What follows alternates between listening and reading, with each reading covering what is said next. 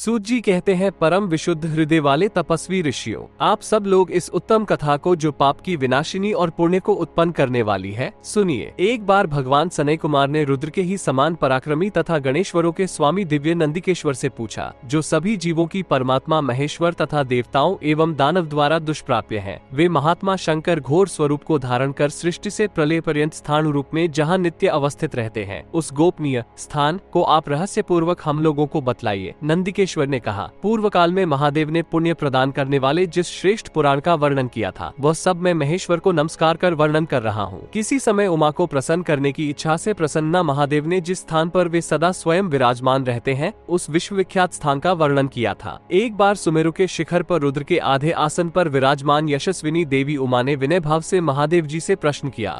देवी ने पूछा, अर्धचंद्र से सुशोभित मस्तक वाले देव देवेश्वर भगवान, भूतलप वर्तमान ऊर्ध्वरेता प्राणियों धर्म को विस्तार से बतलाइए। साथ ही यह भी बतलाइए कि जप, दान, हवन, यज्ञ, तपस्या, शुभ कर्म, ध्यान और अध्ययन आदि किस प्रकार अक्षय भाव को प्राप्त होते हैं। शंकर, हजारों पूर्व जन्मों में जो पाप संचित हुए हैं, वे किस प्रकार नष्ट होते हैं, यह आप मुझे स्पष्ट बतलाइए। महेश्वर, जिस स्थान पर स्थित होकर आप भक्ति से प्रसन्न होते हैं तथा व्रत, नियम, आचार और धर्म जहाँ सभी सिद्धियों के प्रदाता बन जाते हैं एवं अनश्वर गति प्रदान करते हैं, ये सभी बातें आप बतलाइए, क्योंकि इसे जानने के लिए मेरे मन में बड़ी ही उत्कंठा है। 812 महेश्वर ने कहा, देखी सुनो, मैं तुम्हें गुप्त उत्तम विषय बतला रहा हूँ। सभी क्षेत्रों में प्रसिद्ध अविमुरु क्षेत्र वाराणसी मुझे परम प्रिय है। पहले मैं 68 श्रेष्ठ स्थानों का वर्णन कर चुका हूँ, जहाँ गजचर्म धारण कर मैं साक्षात रुद्र स्वरूप से विराजमान रहता हूँ। परंतु अविमुक्त क्षेत्र काशी में मैं नित्य निरंतर निवास करता हूँ। उस क्षेत्र को मैं कभी नहीं छोड़ता, इसीलिए इसे अविमुक्त कहा जाता है। उस अविमुक्त क्षेत्र में परा सिद्धि और परमगति प्राप्त होती है। वहाँ किया गया जप, दान,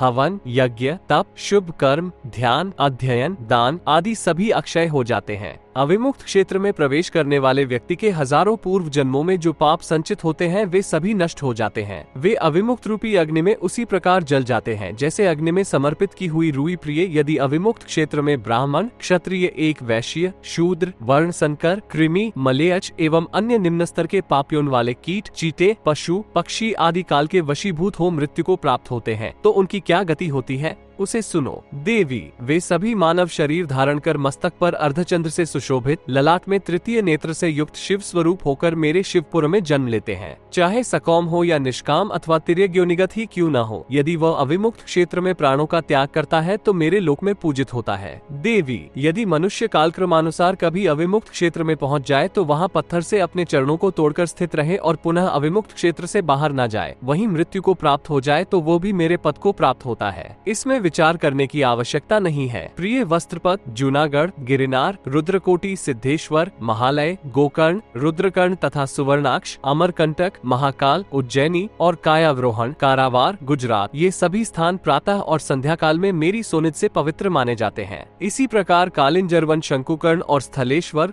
थानेश्वर, ये भी मेरी सन्निधि के कारण ही पवित्र हैं। वरारोहे अविमुक्त क्षेत्रों में तीनों संध्याओं में स्थित रहता हूँ, इसमें संदेह नहीं है। प्रिय हरिचंद्र, अमरातकेश्वर, जालेश्वर, श्री पर्वत, महालय तथा शुभदायक कृमिचंडेश्वर, केदार और महाभैरव, ये 8 स्थान परम गुह्य हैं और मेरी सन्निधि से पवित्र माने जाते हैं। किंतु सुंदरी अविमुक्त क्षेत्र में मैं तीनों संध्याओं में निवास करता हूँ, इसमें संदेह नहीं है। सुव्रते, तीनों लोकों में जो भी पवित्र स्थान सुने जाते हैं, वे सभी अविमुक्त क्षेत्र के चरणों में सदा उपस्थित रहते हैं। शोभने, अविमुक्त क्षेत्र की इसके बाद की दिव्य कथा और महात्म्य स्कंद आत्मदृष्टा ऋषियों से कहेंगे।